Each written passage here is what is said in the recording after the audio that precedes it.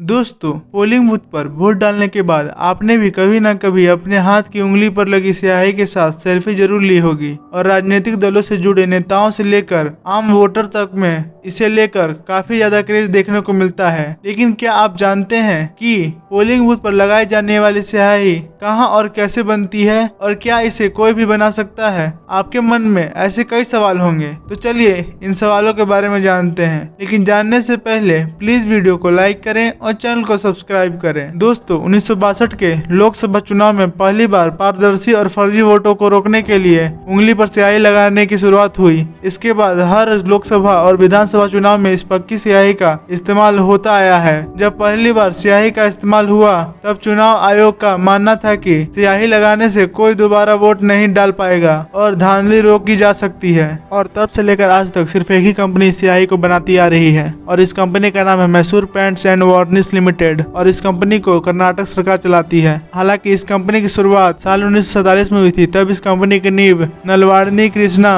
राज वाडियार ने रखी थी। शुरुआत में इस कंपनी का नाम मैसूर लॉक फैक्ट्री था और 1947 में जब देश आजाद हुआ तब इस कंपनी को सरकार ने टेक ओवर कर लिया और तब इसका नाम Mysore paints and varnish limited कर दिया। और 70 दशक से आज तक सिर्फ इसी कंपनी को चुनाव में इस्तेमाल होने वाली स्याही बनाने की इजाजत है, यानी स्याही का फार्मूला भी सीक्रेट है और कंपनी किसी और के साथ इस फार्मूले को शेयर नहीं कर सकती है। हालांकि इस स्याही को MPBL और नेशनल फिजिकल लेबोरेटरी मिलकर बनाती है। हालांकि MPBL सिर्फ भारत ही नहीं बल्कि दुनिया के 25 देशों में यह स्याही एक्सपोर्ट करती है और इस स्याही के एक सीसी से कम 700 उंगली पर पक्की स्याही लगाई जा सकती है और हर सीसी में 10 ml स्याही होती है। और एक फाइनेंशियल रिपोर्ट के मुताबिक स्याही की 10 ml की सीसी की कीमत करीबन 127 रुपए है और इसी लिहाज से 1 लीटर की कीमत करीबन 12,700 रुपए होगी। हालांकि इलेक्शन कमीशन ऑफ इंडिया यानी कि चुनाव आयोग ने 2024 के लोकसभा चुनाव के लिए